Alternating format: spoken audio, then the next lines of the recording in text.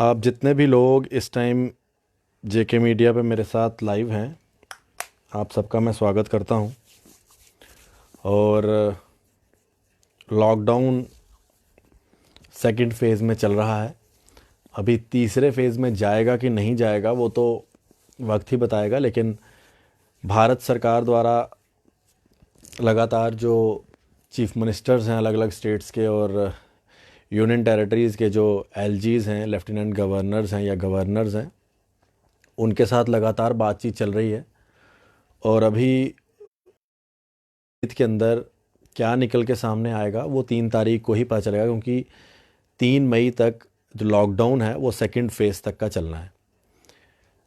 उससे पहले क्या क्या पूरे हिंदुस्तान में और जम्मू कश्मीर के अंदर इस कोरोना वायरस को लेकर अपडेट रहते हैं वो हम आपको अपडेट करते हैं।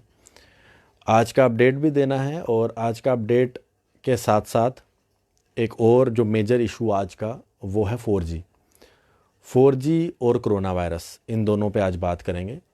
तो आप लोग कोरोना वायरस से रिलेटेड कोई सवाल करना चाहते हैं तो सवाल कर सकते हैं। 4G से लेकर अपनी तरफ से कोई अपील करना चाहते हैं, बात करना चाहते हैं तो वो भी लिख सकते हैं। हम शुरुआत आज के 4G से करते हैं। 4G को लेकर कोई नई खबर नहीं है, कोई अच्छी खबर नहीं है। 4G की डेट की तो बात कर नहीं सकते, फ़िलहाल 2G की ही बात करेंगे। 2G को जो है एक्सटेंड कर दिया है 11 मई तक। 11 मई तक अभी फ़िलहाल 2G जम्मू कश्मीर में चलेगा। तो तब तक किसी तरह का फेक र्यूमर, किसी तरह का जो है कोई इस तरह का ही फेक खबर आए तो उसको आगे सर्कुलेट ना करें, क्योंकि 11 मई तक 2G पर ही जो है टेलीकॉम सर्विसेज काम करेंगी। 4G के ऊपर कोई बात नहीं आई है। इसके साथ साथ आज का कोरोना वायरस, आज जम्मू कश्मीर का कोरोना वायरस का जो अपडेट है वो ये है कि नए केसेस आए जम्मू कश्मीर से 23 केसेस, जिसमें से 22 केस जो हैं कश्मीर से हैं और एक केस जो है जम्मू के, जो कल रात को ही हमने अपडेट किया था, रियासी के माहौर इलाके के हैं। माहौर इलाके का एक केस, 22 केस कश्मीर से। जो माहौर रियासी का एक केस आया है वो जिनको कोरोना वायरस का पॉजिटिव केस आया है, इनकी जो हिस्ट्री है, ट्रैक हिस्ट्री, वो तबलीगी जमात के एक शख्स के साथ इनकी मुलाकात जम्मू के बड़ी ब्राह्मणा इलाके में हुई थी। उसके बाद इनको 14 दिन हॉस्पिटल क्वारंटाइन में किया गया था, और उसके बाद अभी वो घर के अंदर क्वारंटाइन थे, जिस बीच में उनका टेस्ट होता है 24 अप्रैल को, और उसकी जब रिपोर्ट आती है कल तो वो पॉजिटिव आती है।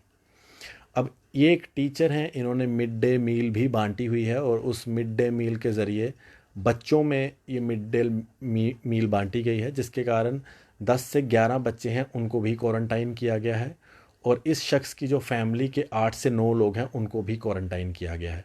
उनके भी सैंपल लिए गए हैं, अभी उनके सैंपल्स की रिपोर्ट आनी बाकी है। इसके अलावा आज जो रिकवर हुए हैं केस, वो हुए हैं 27 केस रिकवर।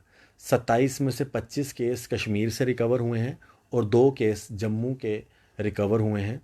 जम्मू से जो 2 केस रिकवर हुए हैं, ये दोनों शख्स तबलीगी जमात के जो पॉजिटिव आए थे, वही 2 लोग जो हैं आज रिकवर होकर अपने घर गए हैं। जम्मू के अंदर हैं, ये भी आउटसाइडर हैं, लेकिन जम्मू में जहाँ रुके हुए थे वहाँ इनको भेज दिया गया है।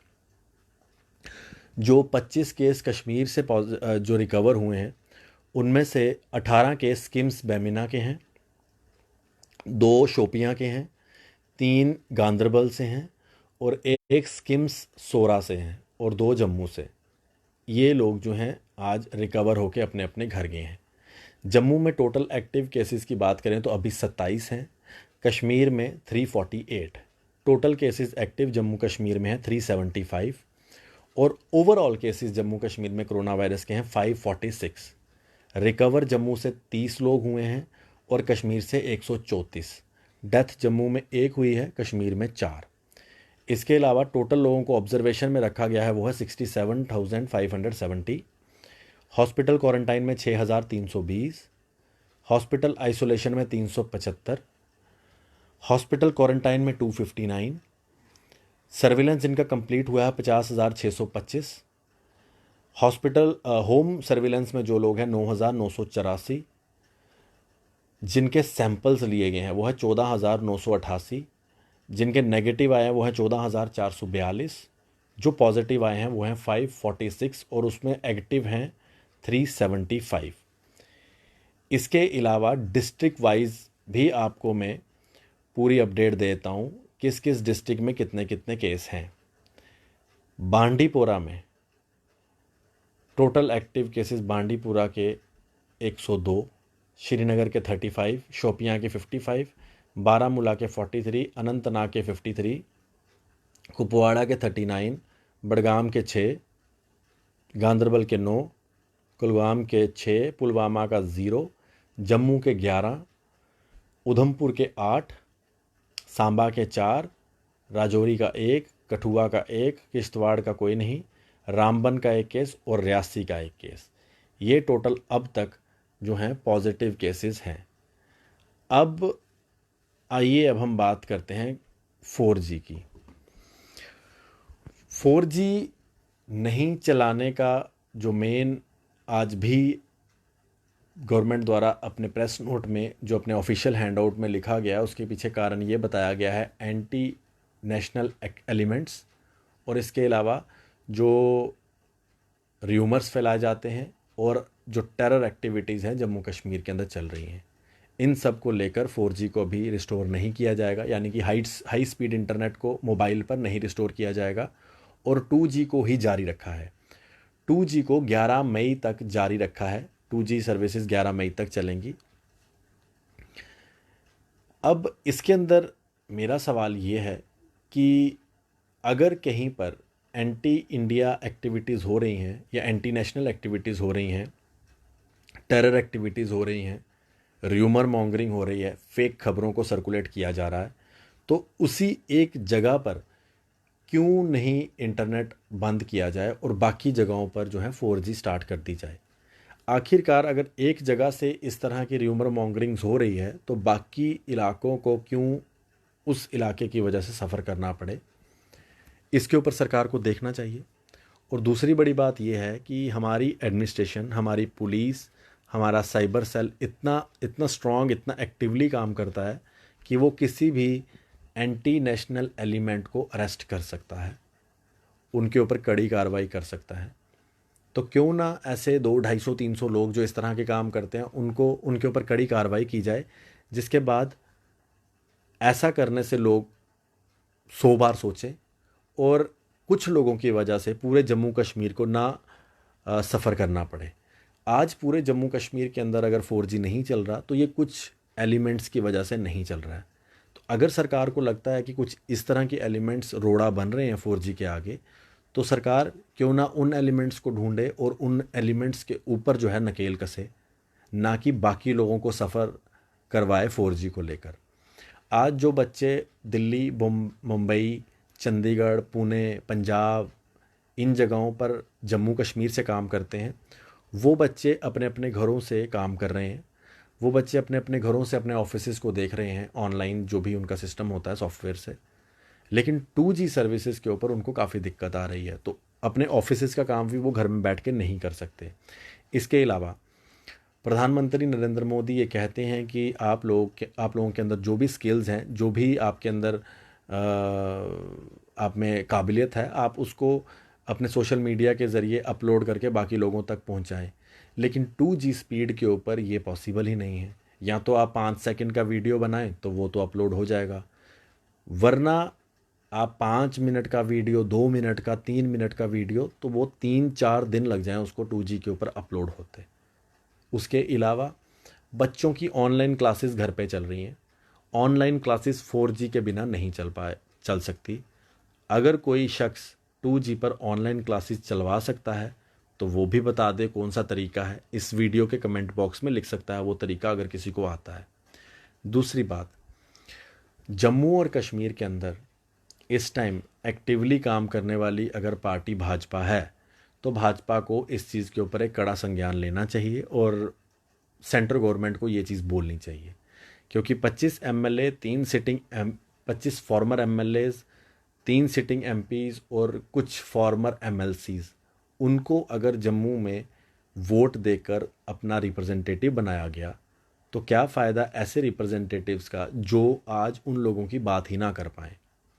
ये भी ज़रूरी है कि उनकी बात होम मिनिस्टर तक पहुंचाएं ताकि जम्मू के अंदर 4G चले, कश्मीर के अंदर 4G चले। जहां पर हालात ठीक नहीं हैं जिस इलाके में, उन इलाकों में 4G मत चलाएं, ताकि जब वहां पर हालात ठीक हो तो तब उसके बाद जो है 4G वहां पर चले।